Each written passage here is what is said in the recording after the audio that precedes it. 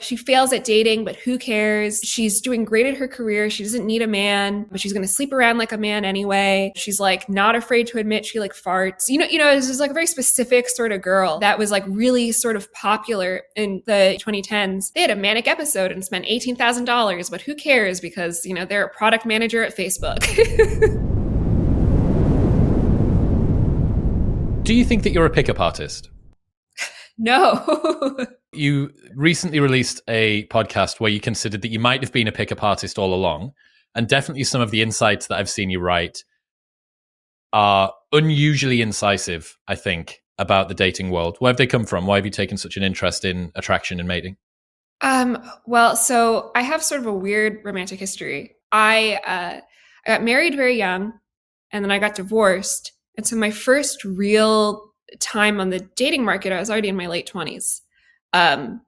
And like it was like a crash course. And it was the first, I don't know if relationship's even the right word, but my first sort of foray into dating was so humiliating. I became like autistically sort of obsessed with preventing that pain. And I was like, I can't ever feel like this again. Because I really felt like I was like 14, but I was 27, and it was like the worst. And I think that's what motivates me. Yeah. Does that suggest that there's some time and attention that everyone needs to spend kind of breaking up and making up and learning those lessons, and that it doesn't come really as a byproduct of maturity or age? It comes as a byproduct of the amount of times that you've done it. I think you just have to have the requisite emotional intelligence. I don't think that practicing on people, like that's also not, I wouldn't recommend that either. Because you become jaded, right? And that's that's the flip side. There's such a thing as too much experience. That's definitely true. 2 years ago, you predicted a coming wave of sex negativity. I think that you were absolutely on the money with that, although it's maybe moving a little bit more slowly than you might have thought. But I think that you're absolutely spot on. Why did you think that was going to happen? I started noticing, so the way I do my predictions is I look at where journalists are paying attention, because I still believe in legacy media and institutions. I feel like they guide the conversation. And a lot of my predictions are about media conversations as opposed to like on the ground behaviors. And so one of the places that journalists scrape stories from, at least when I wrote that, I don't know how true that is now, is Twitter, right? And it was very trendy to be sex skeptical. Sex negative might have been the wrong term, but it's a very slipshod blog post. It was like Cassandra having visions when I wrote it. It was a lot of young people were very sex skeptical. And it was also, we'd kind of run out of gas on sex positivity. So you want to generate clicks. So it's like, how is the media conversation going to move, and where is the zeitgeist going to move? So it kind of just made sense for the pendulum to swing. Like, when we're at the point where teen Vogue is like the right way to, introduce your cannibalism fetish in the bedroom, right? There's like so many things wrong with that sentence. It's like, you can only go back. You can't go further than that.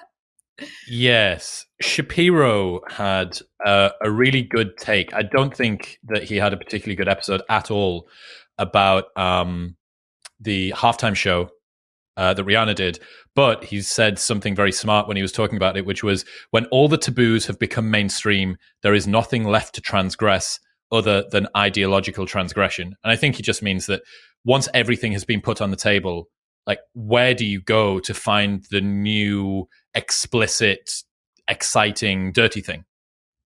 Right. There's two answers to that. One of them I won't mention, but I think people have sort of rightfully brought to they've made it their mission to make sure people are aware of it. It's a little more sinister. And then the other one is you be Alex P. Keaton, right? Like you shock from Family Tie. That's a very dated reference from the 80s. It's also a very American reference. I think that's going to go over my head in two ways. So just, you if everyone around you is a progressive, you shock them by being conservative. Right. I understand. Yes. So culture becomes counterculture. Right. Yeah. Okay. Interesting. Did you see that lady? There's a video of a lady floating around saying that there should be an ethical way for women to be paid to be drugged so that she can indulge in her kink of sleeping with unconscious girls.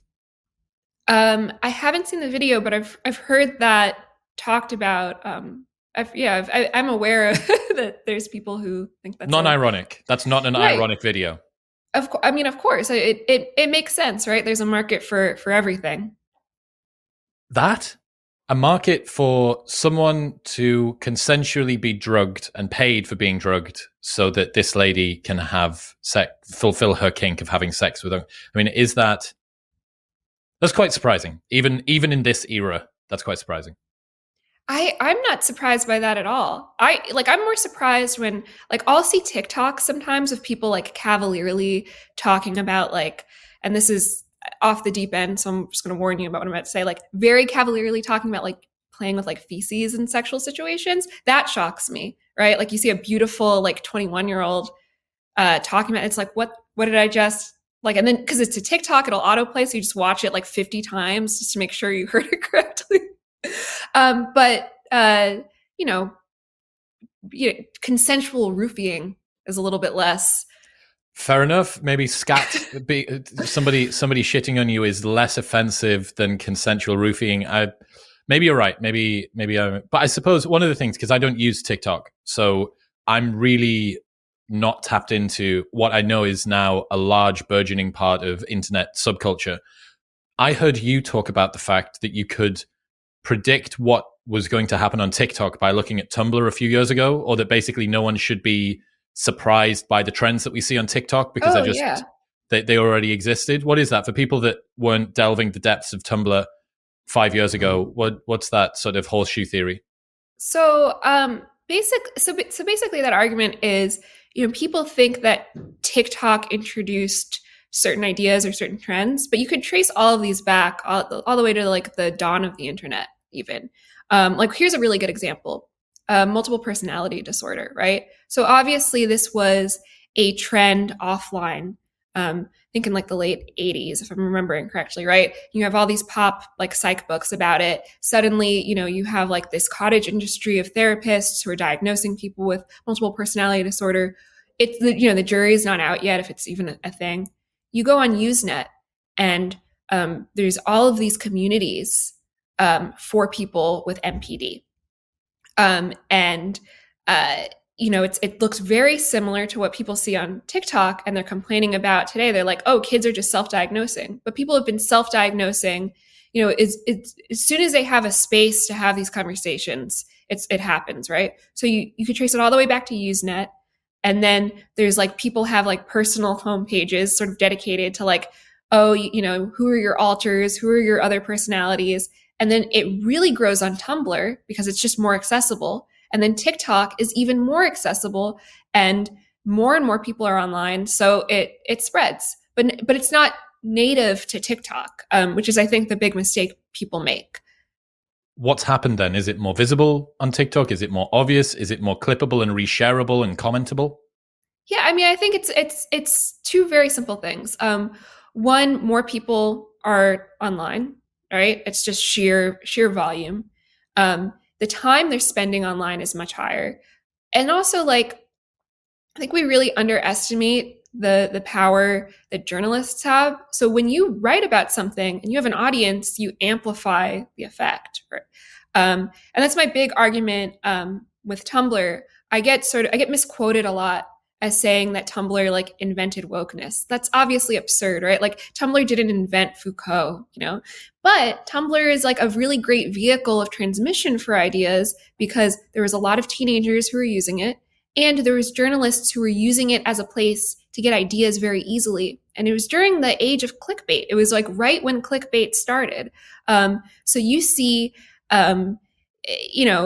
maybe this is the first time you're learning about transgender identity, and you're a journalist, and you make $50 a pop on your articles. You get paid a little bit extra depending on the clicks and comments, right? I remember there was one outlet where it's like if you went over the 600 comment threshold, you got a bonus, So you have to keep that in mind. So of course you take these little niche things and you amplify them, and your whole MO is to get people to click and to share. And people read it, and it mutates and it becomes mainstream. You also predicted the complete and total death of the girl boss archetype.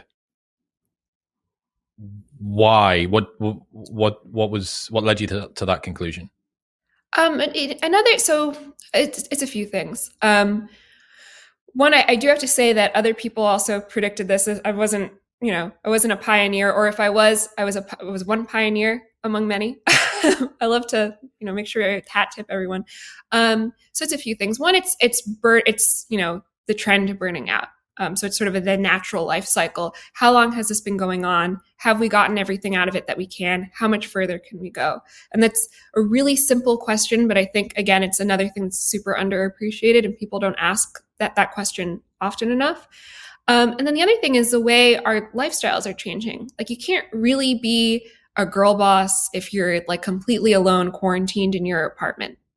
It just, other, like, if you are getting into like the Allison Roman recipes, as many of us were at like peak COVID, that doesn't really mesh as well with the whole girl boss thing. It's, it kind of went hand in hand with sex skepticism and maybe a more like prudent approach to sex. You just don't even have the opportunity to be going out and hustling romantically or professionally, because you're stuck at home, and suddenly you realize, maybe I should have been building my nest. Right. How would you describe when it was at its peak, or the promises that the girl boss meme was supposed to deliver on? How would you describe what a girl boss was? A girl, I mean, it's exactly what it sounds like. Women can do it too. Women can have it all. There was a aesthetic dimension to it as well. I think for some people it was like this very put together, minimalist. Like, she goes to the gym, she's accomplishing everything, and that was one sort of subgenre of the girl boss. And then the other, I think, slightly more interesting one was the train wreck girl boss, which I think a lot of people leaned into. What's that? She's like, she fails at dating, but who cares? She's like, she's doing great at her career. She doesn't need a man, but she's going to sleep around like a man anyway. She's like not afraid to admit she like farts. It's just like a very specific sort of girl that was like really sort of popular in the 2010s. And when I was like just entering the workforce, this was like what everyone sort of aspired to be like. I also think it's sort of like, or this like trend. I mean, it's a little old now, but the trend of like hot girls have IBS. I think that's sort of an outgrowth. Hang on, Catherine. You saying this as if it's something that I should be completely aware of, that there was a trend of hot girls identifying with that irritable bowel syndrome. Yeah. I think that you might be over believing how far down internet rabbit holes I've been. I'm very online, but Okay. I pale in onlineness to how online you are. Okay, so there was like a period where like everything was for hot girls, right? And this was sort of like a commercial internet trend, so that means like you would see it in like big publications and like very very sort of like normies, like a younger sister might be familiar with something like this. It was on TikTok. So hot girls are into tinned fish. So, and this is about a year, 18 months old by now. Hot girls have IBS, right? And it was like, you affix hot girls in front of something that's like not really sexy, right? And there was like a few things that came up a lot, but basically I think what the trend was trying to encapsulate, like, hot girls are just regular women, right? But it didn't really come off like that. But like the girl boss sort of, but the second archetype of girl boss sort of did the same thing, right? Where it's like, hot girls could be messy, without really like critically evaluating that mess. And it's like this culture of oversharing. Girl bosses are in therapy and whatever. And I keep wanting to say hot girls, but hot girls or girl bosses or whatever, right? Like they had a manic episode and spent $18,000, but who cares because they're a product manager at Facebook.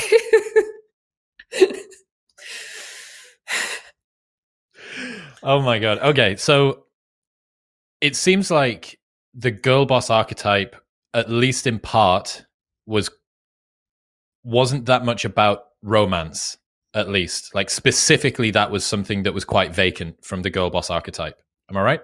It was part of it, but it was like a sort of a different approach at romance. Like you see sort of in the late 90s and 2000s where it's this like hopelessness, um and people want relationships, but the girl boss sort of takes that and turns it around, and they're like, so what? Yeah, I'm sleeping around, I've slept with 100 guys, who cares? Right? It's like it's cool, and they don't want to catch feelings, and like there is this like very weird thing that you'd see portrayed in media, but also like in real life if you were in certain circles, of like women clearly catching feelings but denying it, and everyone around them sort of like encouraging their delusion. And I mean, all of that is just very millennial. And I think, like, again, it's run out of gas, but also people are like, this doesn't serve us really. Hmm. Why do you think it ran out of gas? What do you think it was that stopped that particular type of how to sleep with him and not catch feels trend from slowing down? I mean, there's these behavioral trends, like especially when they really are fads, their life is only so long. Um, and like certain like bad behaviors become encoded in culture and sort of like socially sanctioned. But the other thing is like people are lonely, and like when you reach like 35, 36, 37, and you just can't you can't do it anymore. It's just like it becomes pathetic, and it doesn't only look pathetic from the outside, but you feel pathetic. um, and I think a lot of it is just this cohort aged out of that behavioral pattern. You get lonely, and some people are going to stick with the "I don't need anyone," but some people are going to be like, "Oh, I was wrong. It's actually really hurt." What I find particularly interesting about speaking to you to do with this stuff is there's been an awful lot of assessment around the subcultures that guys have got going on. MGTOW, red pill, black pill, incels, simps, cooks, soy boys, whatever it is. And as a guy who gets exposed to a lot of that stuff, I forget that there are a shit ton of subcultures going on that also influence value preferences and trends that girls are bothered about as well. And it seems like the girl boss meme for a very long time, and maybe still is now, was a very, very important part of it. Yeah, I mean, definitely. I think there are always these um, archetypes. I think what's interesting is a lot of the male ones are sort of like um, they're empowering through embracing disempowerment. Like there is something empowering about just saying, yes, I am an incel, and finding other incels, right? Or, men going their own way is obviously like a more extreme example of that. But uh, with with women, it's sort of like this delusion of empowerment, and it's like not acknowledging the disempowerment in a real way, or making light of it, and not trying to fix it as much. There is, of course, like a victimhood stance that some people went into, but it just manifests in a very different way. Mm. I've heard you say as well that there's kind of two types of feminism clashing up against each other here: sex positive feminism and corporate feminism, and not always do they end up agreeing. Yeah, there's like these things evolve, especially when like there's like intergenerational voices. Um, you know, sex positive femininity, or feminism rather, um, pushed the envelope, and it was genuinely shocking at a time. And a lot of people didn't know what to do with that early on. Like, you have someone like a Tina Fey, right, who was sort of like an icon. It feels so weird to say that now. Was an icon for a time. Um, may not like totally understand like at a then like 21-year-old millennial who's talking about sex workers' rights. Hmm. What's your prediction moving forward? Given that you can update yourself now in 2023, 2 years on from the prediction of the death of the girl boss, have we got further to fall? What do you think is coming next for female subcultures and trends? Um, well, I think that I've seen like a lot of like very sort of moderate like self-criticism. Um, and I think people would be surprised. Like I constantly hear like, the woke will become woker, the left will move further left, using these terms very loosely, of course, it becomes sort of divorced from their original meanings. But I've seen like a lot of more mainstream and left-wing women are starting to self-criticize and become a little bit more like walking certain things back, right? Like you have when I talked about the coming wave of sex negativity, I was talking about also people who were maybe more extreme or may like identify as right-wing, but I think it's coming everywhere. There's and you see this like this move to moderation all over the place. Another really interesting thing is, when I look at people in the transgender community talking, there's a lot of conversation about maybe being more deliberate about surgical choices. And this was always a conversation that was happening in this community, partially because of like, affordability, but people saying like, look, I got a sex reassignment surgery and it didn't work for me. And it doesn't have to be, that doesn't mean you're not trans, but maybe don't get it. And that's not a conversation that you hear talked about very, very often, right? Because the conversation tends to home in on access and making sure people get that particular type of medical care. But I think that's a sign of more moderation is just popping up everywhere. Another place you see is like people are moving away from alcohol. They're drinking less. And maybe they're not literally drinking less, like their behavior isn't reflecting that, but the conversation is in that direction. So, those are just 3 different examples of places where people are being self-critical and slowing it down and, leading a slower life, or at least the zeitgeist pointing towards a slower life. What is an example of some of the self-criticism that women have been doling out? I've seen definitely like conversations about Me Too. And, these are things we heard from sort of like the dissident center, so to speak. And the right, like, from the jump was very critical of Me Too. But now you see from more the center left and left saying like, maybe we took it a step too far. And being very conscious in the discourse not to invalidate other people's experiences, but also like walking things back and basically saying, would an example of this be some of the pushback to these gym TikTok things? Yeah. Weston Caleb was also like another like really great example of don't know. You just keep on naming people that honestly could be Final Fantasy or World of Warcraft characters, and I would just be going along with it. Who is this? Okay, so there is this guy gets publicly humiliated because he led on a bunch of women on, I think it was Hinge or Tinder, right? And he gets publicly humiliated on TikTok, and a bunch of journalists write about it, and a bunch of advertising agencies and corporations like jump on it and use it as a punchline, and it just blew up this guy's spot, right? I think if that had happened in 2018, people would have been like, this guy's a jerk. These women didn't consent to be, in a roster or like whatever thing, right?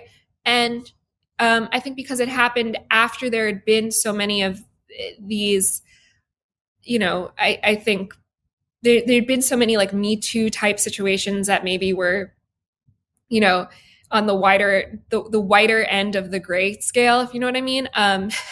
There was more like, what are we doing? Why are we humiliating this guy? Like, can't someone be like a douchebag in like the comfort of their own home without it being like a national news story?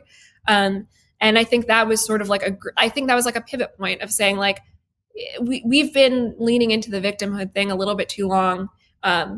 And when I think of like people saying the mood is changing or the vibe is shifting, those things that feel insignificant actually are very significant. That's really interesting. I think I would agree on the pushback against this super overzealous sort of me tooing, the very middling ground. Not to say that it's not wrong or, like shitbag behavior, but calling it me too. And, this is the incentives, if you think about it for long enough, actually end up aligning for a lot of people to be on board with this. Because if you end up expanding the definition of what sexual assault or like me too worthy behavior from a guy is to encompass more and more things, it dilutes down the legitimacy of genuine sexual assault and of genuinely predatory behavior. It's the same as like if everything is racist, then nothing is racist. If everything is sexual assault, then nothing is sexual assault. Exactly. And I think that the people who we assumed would never come to that conclusion, they're coming to that conclusion. Is it just that after a while, the incentives don't align with... It's no longer shocking for journalists to talk about this sort of stuff. It doesn't garner the same sort of clicks. It doesn't, because people have seen it a million times before. And if people start hate commenting whatever it is that you do, or you end up with a ton of negative pushback, like that girl did that did the super famous TikTok of her doing like glute bridge, and this guy looked over and tried to help her clean the plates once, and then she went to town, and then she got destroyed about it. Is it just that every type of meme or subculture that isn't grounded in genuine truth or integrity or alignment with what happens in reality inevitably just runs out of steam? Is that what's going on? I mean, I don't kind of, yeah. I mean, I think we really do sort of like live in this, economy of this like clickbait economy. And things just run their course, especially if like it's just ceaseless discourse. I mean, another thing I think is that younger people are sort of less interested in discourse. And by that, I mean like the constant culture war debates. Is this right? Is this wrong? Is this moral? And you see like they're much more interested in talking about aesthetics, micro trends, nostalgia in sort of a more, they just seem like more interested in that. And I'm also noticing that like the paranormal is becoming like more interesting to people. Of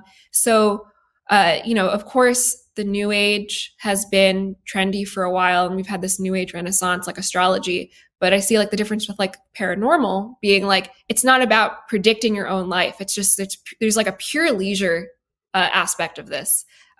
It's like this cultural exhaustion that everyone has, and it's changing what people are interested in. Didn't you say that manifestation's making a comeback? Yeah, there is.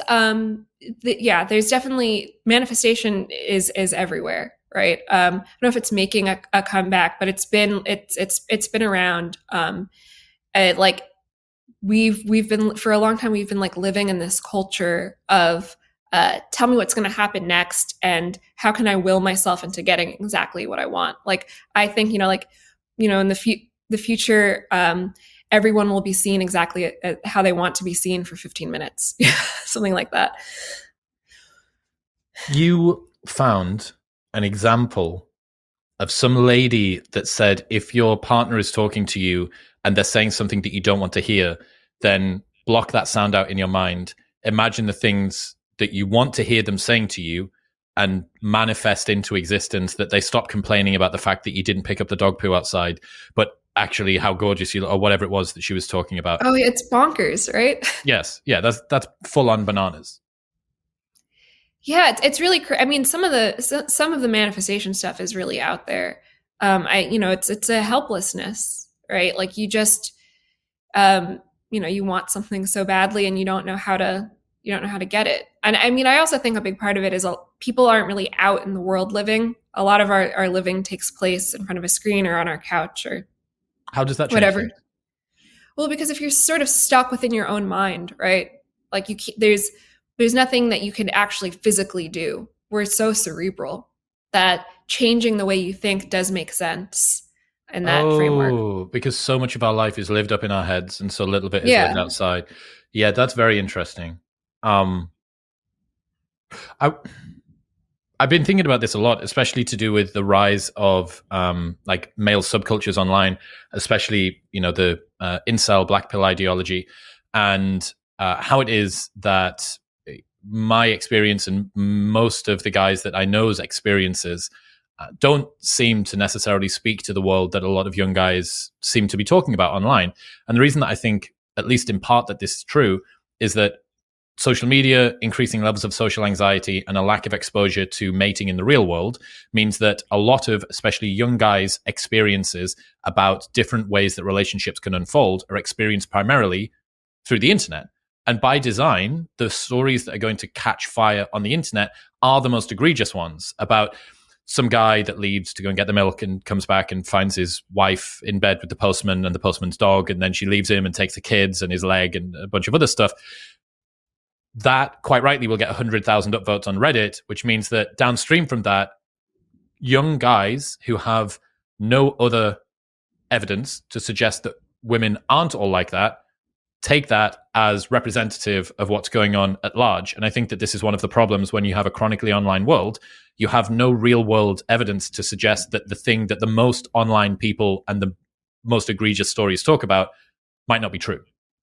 Absolutely. And it's interesting. It's like, depends on like demographic too, and geography. Like there's all these like little things that change people's bubble.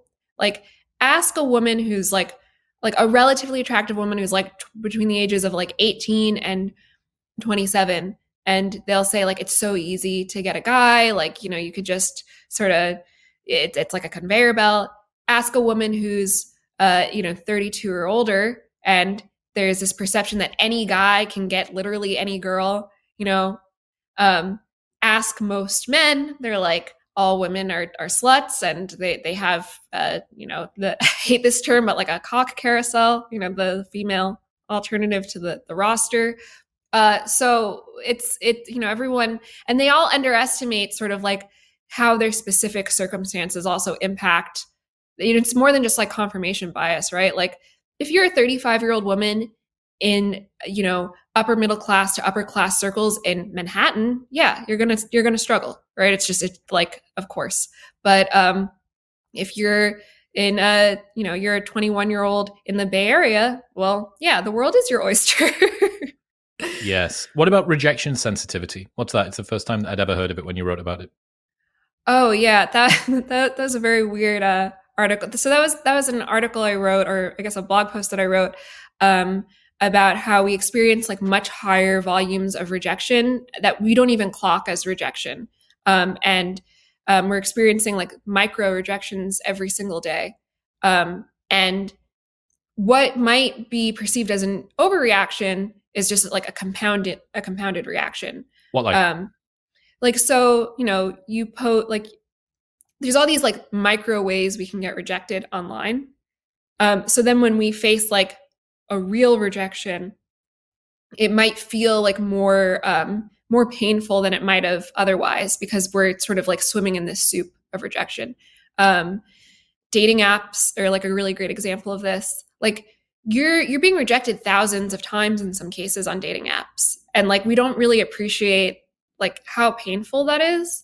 Like if you're someone who only gets like one or two matches in a month, like you might not consciously think I was rejected every single time I swiped, but that's act like you were. And like there's, you synthesize that information. I know it sounds petty, but like not getting likes on social media, or like not feeling heard, I think is sort of a more compassionate way to frame that. Being unfollowed or being blocked, like all of these things, they feel so minor in the moment, but when you like take them sort of like holistically, and you're like, all of these things happening, and then there's things like even in the real world of like someone, you say excuse me, but they're looking at their phone, and you're just sort of brushed off. Like this is happening to people thousands and thousands of times, and it has to have an impact on the way we feel.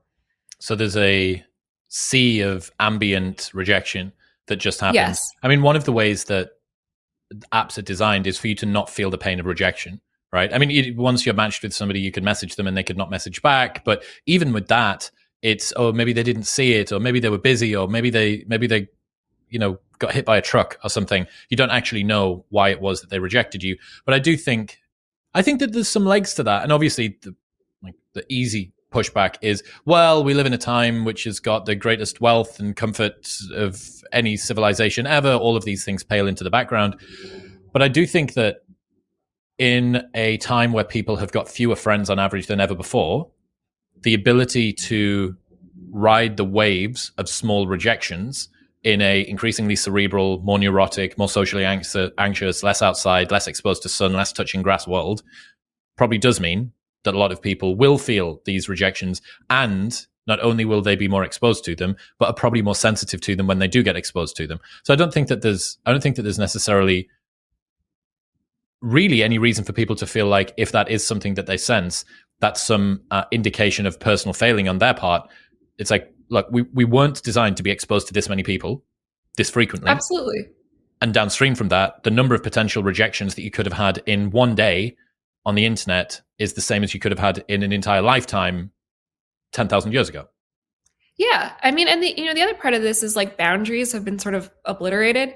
So like we don't even realize sometimes like how intimate we are with total strangers, especially like it's so easy like via text or like if, again, like to the dating app example, like in the talking stage, as it's sometimes called, like, you open up so much, and like in person, those are like hard earned conversations, but they just flow when they're text. And then so like when you lose a friend who's like just an internet friend, actually it's like really painful, right? Because you don't quite know how to measure that intimacy. Yeah. Well, I mean, if somebody wants to rail against terminally online culture, they can say, look at how fucking ridiculous this is. This is totally stupid. Why should anybody be bothered about whether they make or break friends on the internet? Your friends should be in the real world. They should be the people that you care about the most. But the bottom line is that you need to adapt to the world the way it is, not the way that you want it to be. And people are chronically online. People aren't spending tons of time in the real world with genuine friends. And yeah, it's very, very interesting. Okay, so you also did a blog post recently, which was like 80 pieces of dating advice.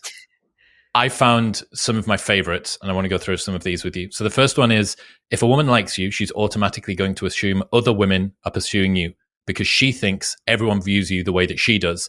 I call these love goggles. Yeah. When you're paranoid that someone's gonna take your guy, right? What does that speak to about women's psychology? Is that suggesting that you become besotted and that kind of jades your opinion of how other people view that same person, but in reality no one probably cares about your new crush?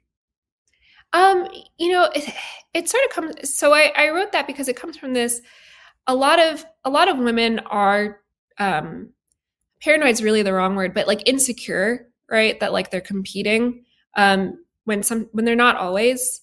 And it's like sometimes like I have like tons of male friends who will be like, well, I don't know why she thinks this, right? Like she's sort of like the only, like I couldn't pursue someone else even if I wanted to, sort of thing, right? Because there is no one else. And it's like an answer to like the insecurity in women, but also like the confusion from men. Like when you like someone, you assume you see them with rose tinted glasses, right? And you assume everyone else sees them in such a favorable light. When that's not, that's not always the case. It's like, I don't know if you've ever seen this trope of like, no one wants your husband, right? Like only No, what's you that? want, like the overprotective wife whose husband is just like some like random fat dude. And you're like, what, like chill girl, like sort of like a meme that you see in like TV and stuff. That's definitely something I think that most online men's dating advice doesn't really think about, which is the insecurity of girls that are besotted or have fallen pretty quickly for a new guy. And, although the internet and stats on Tinder may suggest that it's only the top 20% of men that this is happening to, every girl that's listening has fallen for some dude that is a strong 6 and has just been look, I don't know what it is about him. He makes me laugh. He's cute. He's got an interesting job. He goes to the gym. He does whatever. He smells nice. Fucking cool hair. Whatever it is that they like. Plays the guitar. People call this like medium ugly, right? There's this whole meme of like the medium ugly. Like women sort of like, I don't know why. I just like, he's a hard 6. He's a hard 5, but like I still want him. Yeah. And that degree of insecurity is interesting. Okay, next one. Not having friends is a red flag. Shit talking exes is a red flag. Why? Um, it's it's conventional wisdom, right? Like if every X is a problem, well, who's the common denominator? And I know we're sort of in like an epidemic of friendlessness, um, but at the same time, like you should have at least one friend, or at least two friends, barring extreme circumstances, like some people live in like rural areas or something, but it makes it more difficult. But you should you should be able to have long-term relationships. Convoluted dating advice for men or women is always a grift. Don't let your romantic life become a product. What do you mean by convoluted dating advice?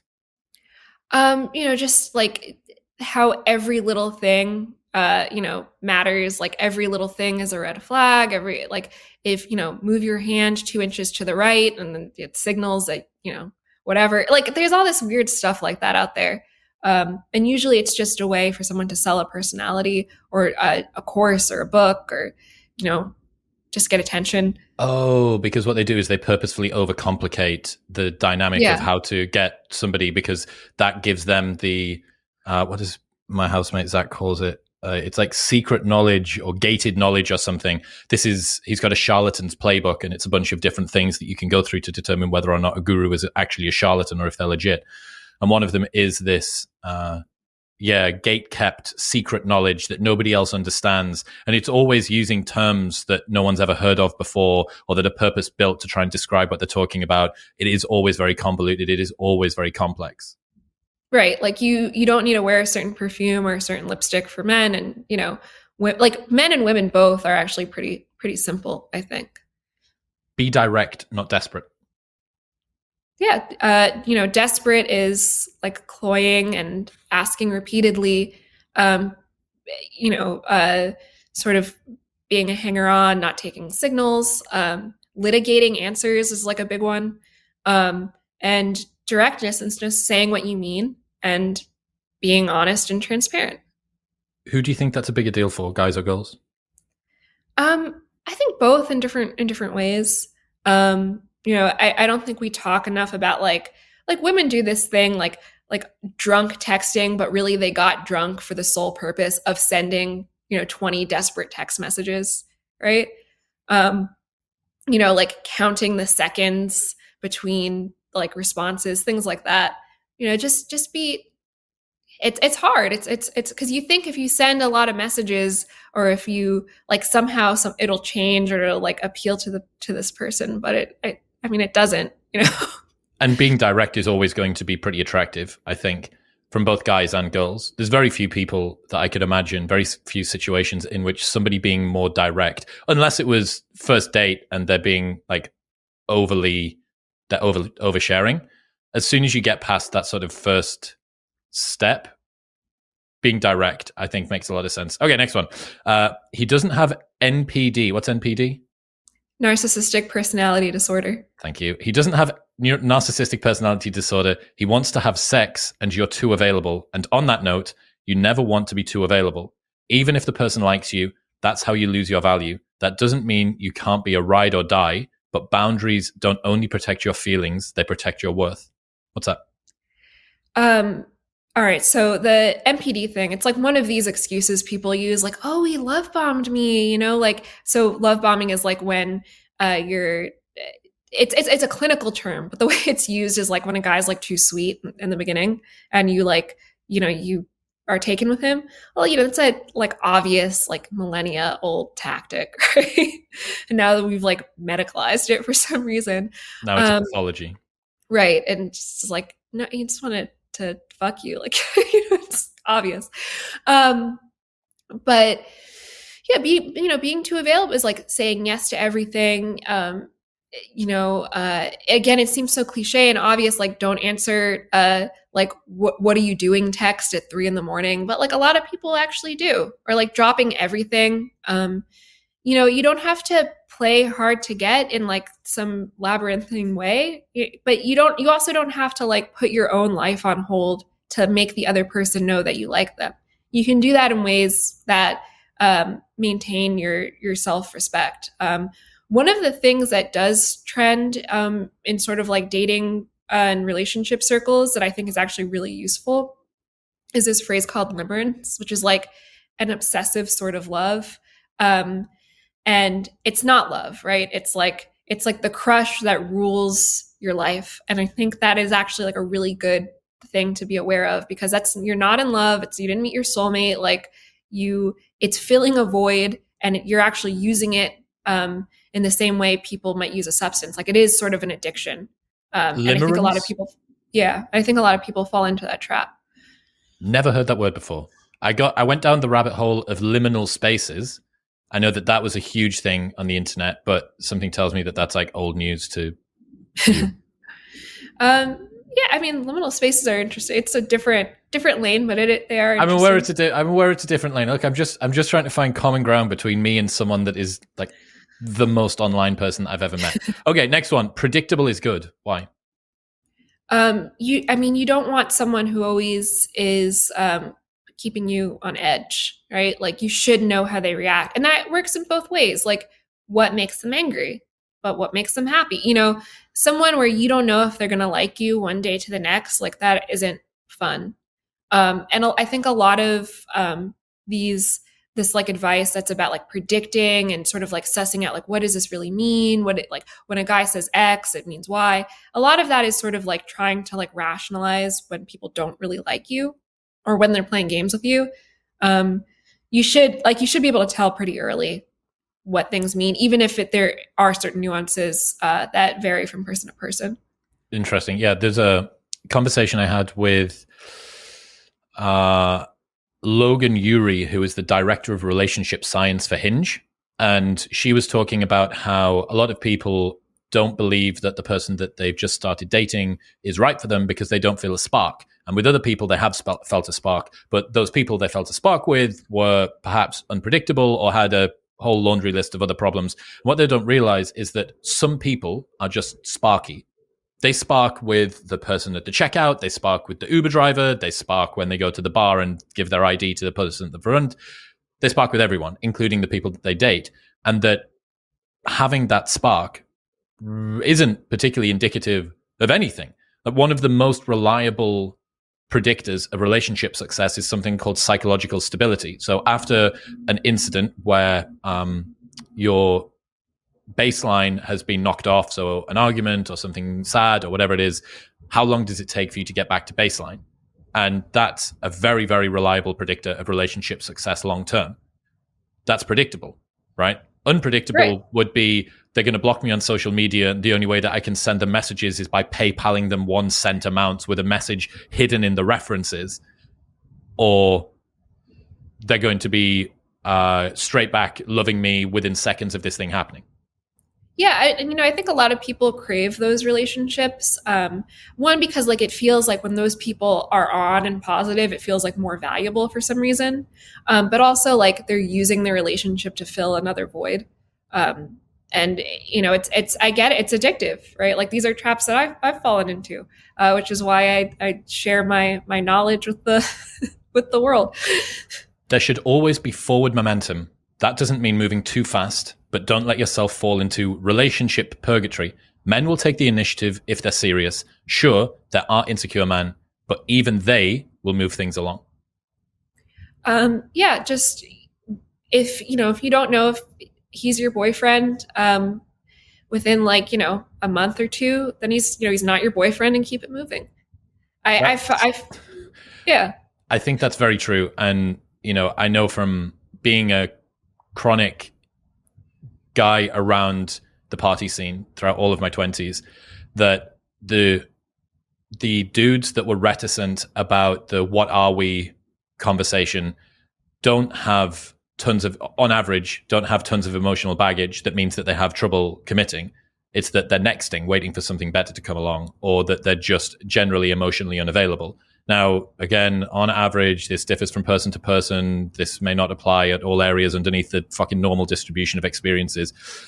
But if he never asks you out, if he never says to you, why don't we do this? Here is a plan. Here's something that I think would be cool. If it's always you pushing to see when are we going to see each other next, what is it that's happening, I do think that that would be an amber flag.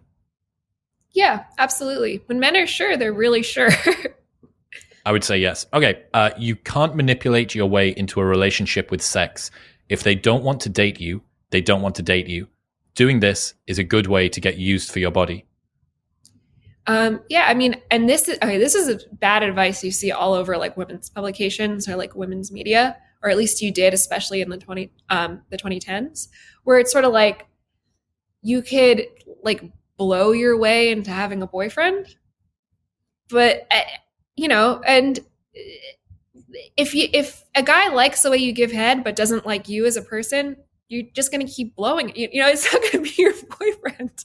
And it's like brutal, but it's just like kind of is what it is. Wow. Yeah, I think that's true. I don't think that you can sex your way into a relationship. Now, there's some guys that are reticent up until that point. I think, again, looking around me at most of the guys that are my age now, my friends that are between sort of 30 and 35 and still single and dating, most of them are, their relationship with sex, especially casual sex, is wildly different. So I wonder how much of these things are just trends that occur when people are a little bit younger, a little bit more emotionally immature, still have a greater desire for sexual variety and novelty and new experiences, and everything's just a bit excitable. But I do think that calms down over time.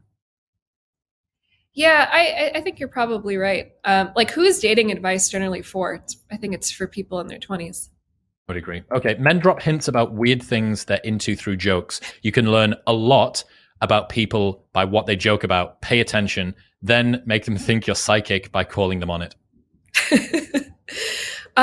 Yeah, I mean, just exactly what it sounds like.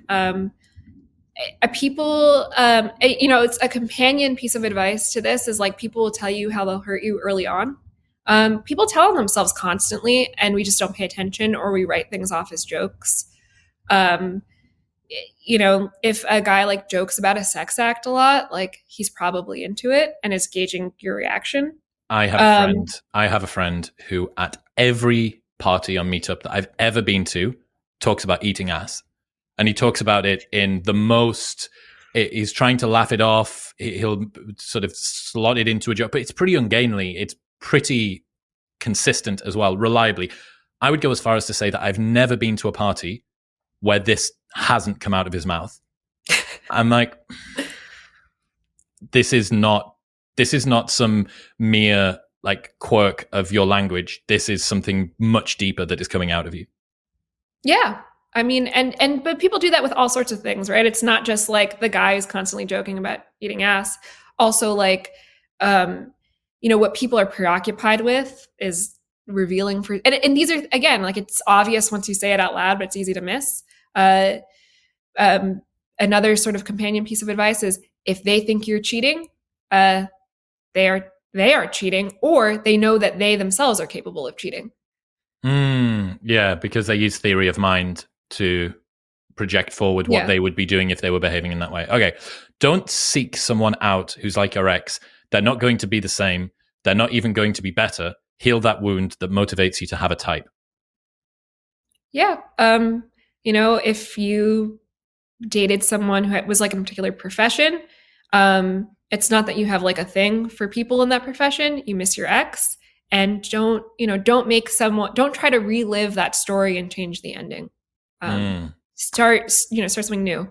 Okay. It's always better to be the less invested partner, even if it isn't the more fun option. This has been old school dating advice for as long as dating advice has been around, right? Like the person that holds the most power in the relationship is the one who cares less.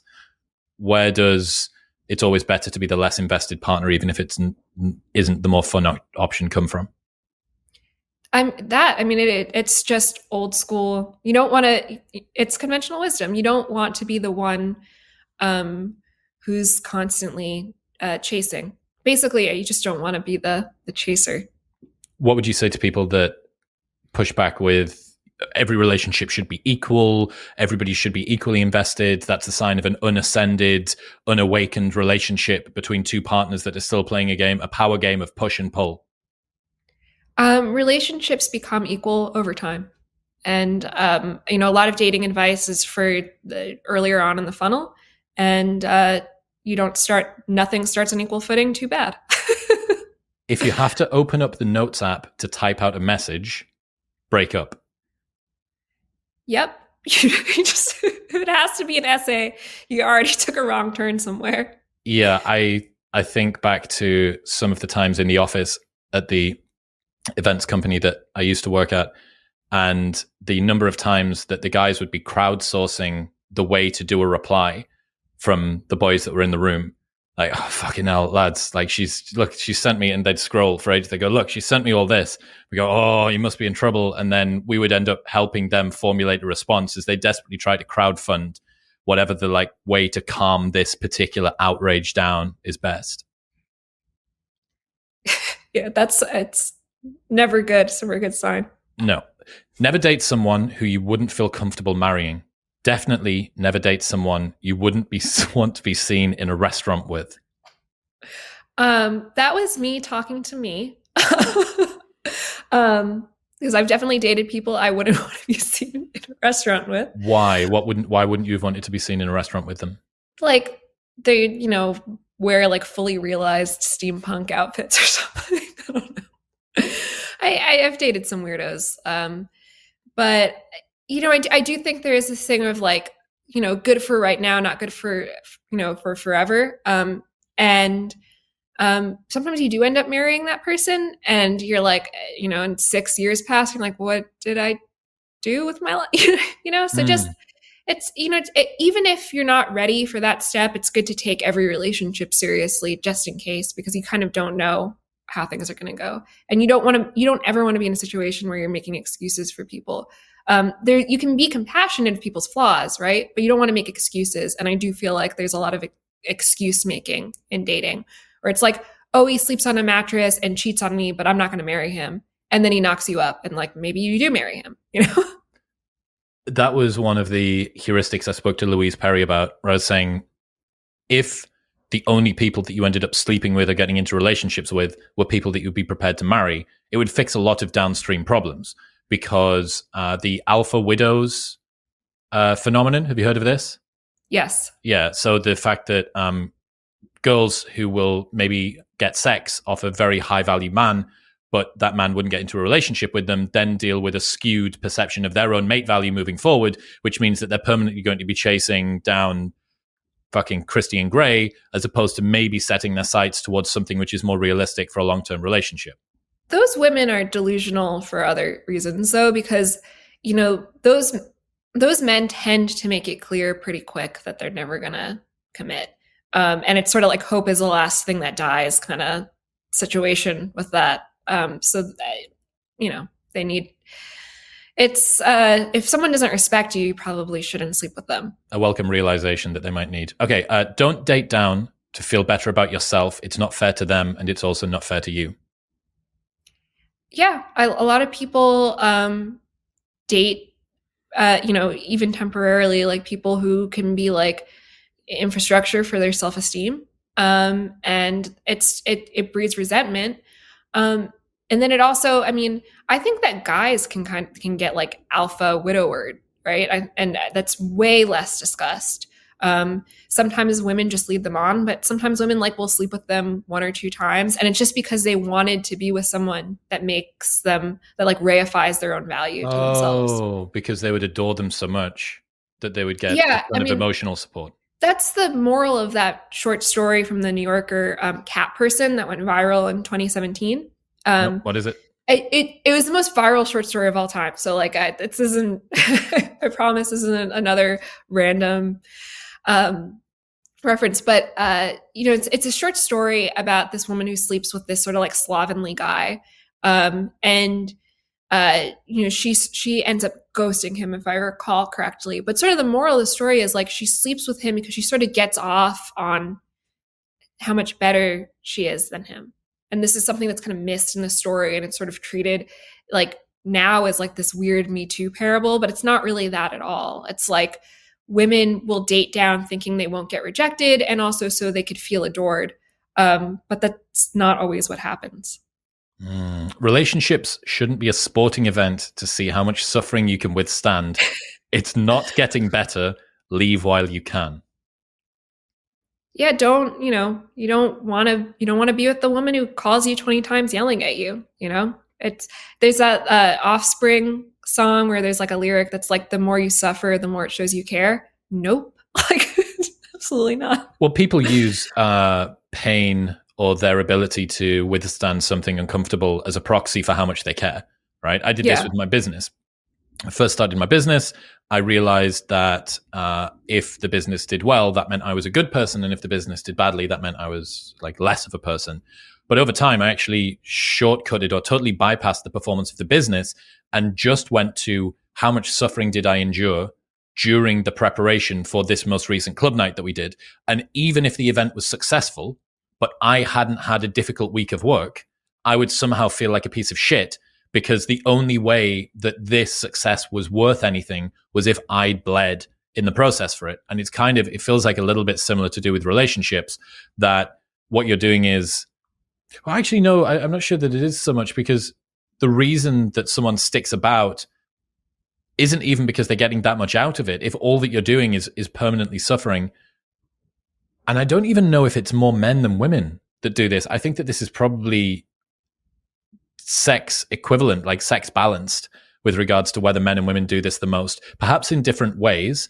I think that the guys will tend to treat the girl more like shit, whereas the girls would tend to be more overbearing on the guy and sort of more naggy. But I think the outcome ends up being the same. Yeah, and I feel like people think they've invested so much time. Also, it's another component of it, like why leave now?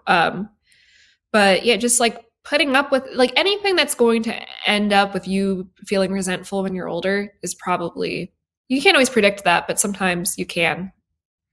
On that point, there's a secular and wholly apolitical reason that body count matters. You start to get jaded after a while. Being spiritually ran through is a thing. Yeah, people are very similar. And you experience the same thing over and over again, and it loses its specialness, right? It is, and it sort of has nothing to do with like, any religious reason or political reason, like anything about like dirtiness or whatever. But you run out of energy for people, and you want to conserve your energy, basically. I had a guy called Andrew Thomas on the show a little while ago, and he was teaching me about a study that they'd done, the optimal number of partners that people say they want their long-term partner to have. So if you could pick from 0 to 1,000, how many partners would you want your future partner to have? And the optimal number for both men and women is around about 3 to 4 for long-term. Now, if it's short-term, you get a slightly flatter. People are prepared to have the same amount. But 0 partners was as desired as around about 11 or 12. So 0 is too few. 3 to 4 was optimal, and then it tails off back down to 12, which is around about the same as 0. I thought that was quite interesting. Yeah, because I mean, you don't want to be, when you're an adult, you kind of don't want to be someone's first, especially if you've met them as an adult. But too many, you're like, well, what's going on there? Might be a bit of a red flag. Okay. The most durable relationships are between people who grew up with similar values. This is something that I've seen time and time again with a bunch of my friends, especially from the UK. It's the people who have shared interests, similar sort of goals, a similar sort of worldview. I mean, one of the most, again, in terms of relationship satisfaction prediction, if you hold the same political beliefs, your relationship is way, way more likely to be successful, because downstream from that are a whole host of other things about the way that you view the world, the way that you view personal finances, how you should raise your kids, the way that you should own a home, your relationship to debt, your relationship to death, all that stuff. And, if you do have incredibly different values, I can't think of any friends that are in relationships who do have different values and it's ended up succeeding. All of them, by design, have evolved to be in a relationship with someone that has similar. The only people that I can think of that have different values are ones that are going through a divorce or a breakup. Yeah, it's super real. I married someone who's outside of my culture like completely. And I mean, the things we would fight about were wild, like neighborhood choice. I mean, it was just like it was just diverging on things that I had never even considered. Especially given how many different places there are that you could diverge on. All the Yeah. idiosyncrasies of you and your fears and your concerns and the difficulty of trying to create a relationship together. And then not being able to agree on whether you should live near a park or an apartment, whether you want a garden or whether you want to be in the center of the city, is going to layer on a lot of complexity that you probably don't need. Yeah, absolutely. That's a sort of a weird, I say values because, like, in my case, it was like a geographic difference that really impacted us. But I think like it really does come down to values because maybe you did have this, like, there are cultures, right? Cross cultural combinations that have similar values, and then those can work. But if it's too many differences, then it's very hard. If he texts you 6 months later and says he was actually in love with you, he's horny. If she texts you 6 months later and says that she was actually in love with you, she feels ugly. Yeah. That's just the support, I suppose, that where both men and women go to, what they fall back on. The number of, so again, some of the guys that I used to work with would have 2 a.m., 3 a.m., and 4 a.m. broadcast lists on WhatsApp. And that would be for at what stage of the night they had got to. And you had decreasing quality, but increasing likelihood of reply from each of the different broadcast lists. And it would just be a you up text that would go to all of them. And then it's 2 a.m. hasn't worked. 3 a.m. let's try this next one. And then 4 a.m. was like, fucking hell, I'm going to have to scrape the barrel here. And then they would send that message. It's the worst thing I've ever heard.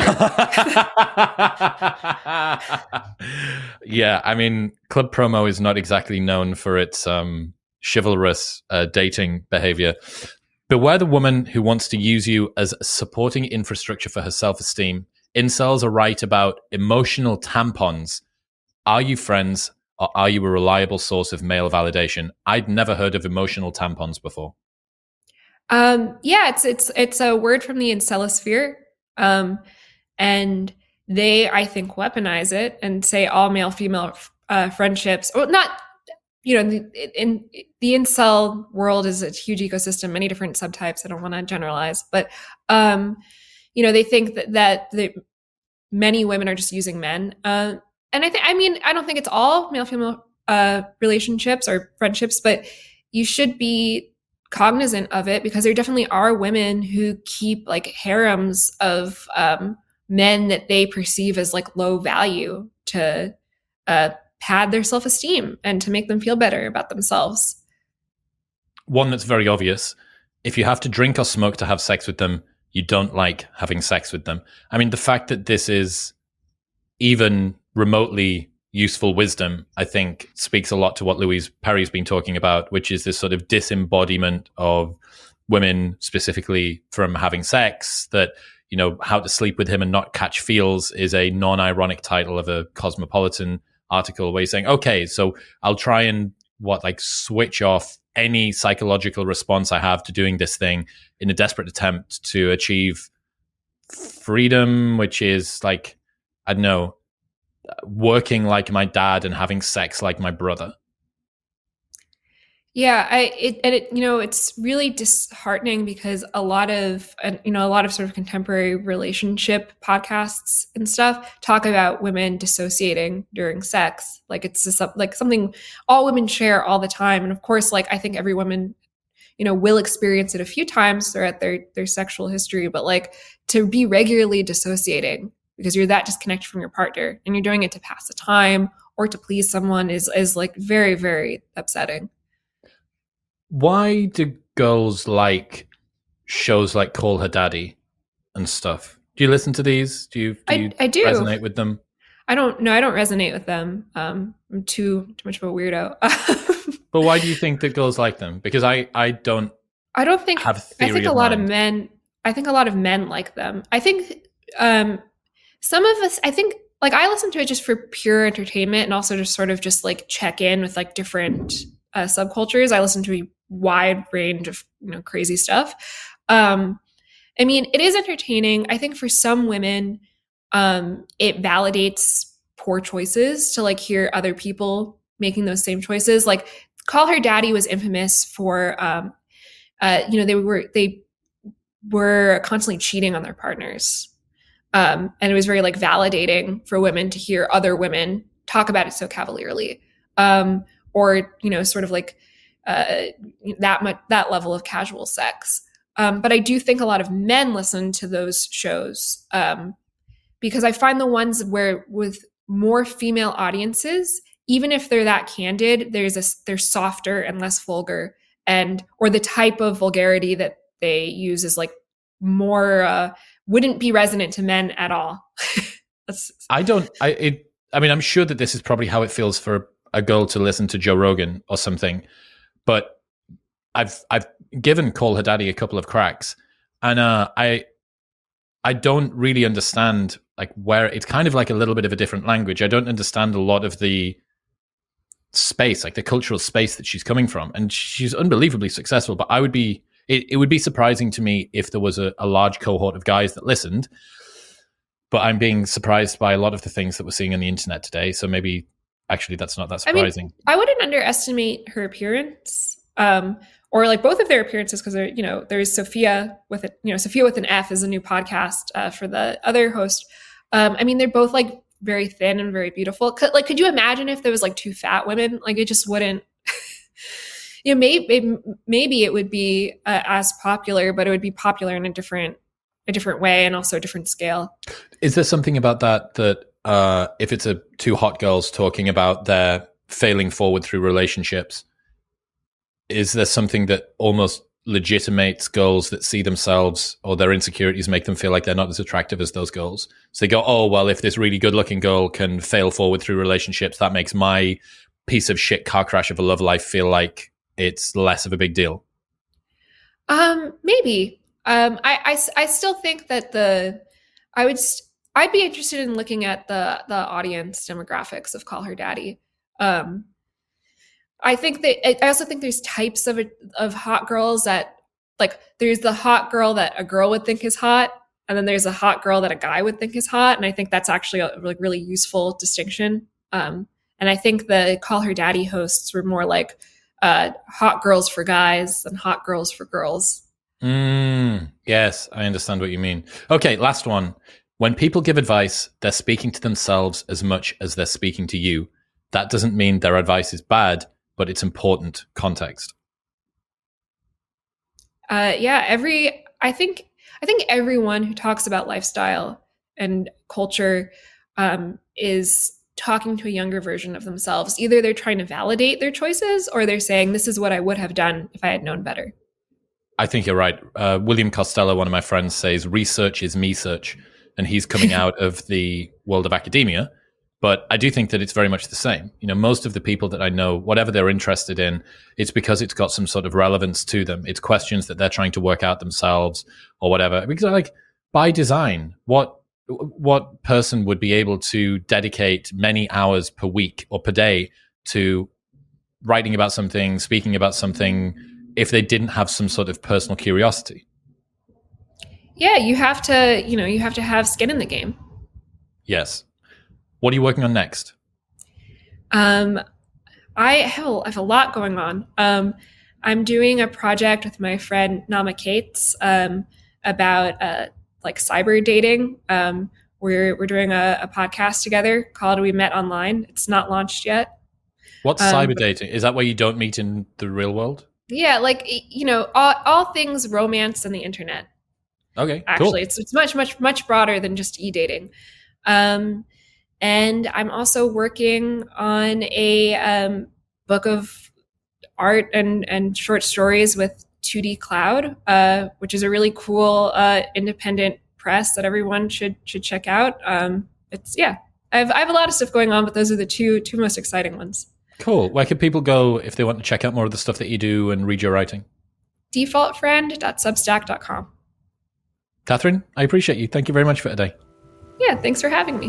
What's happening, people? Thank you very much for tuning in. If you enjoyed that episode, then press here for a selection of the best clips from the podcast over the last few weeks. And don't forget to subscribe. Peace.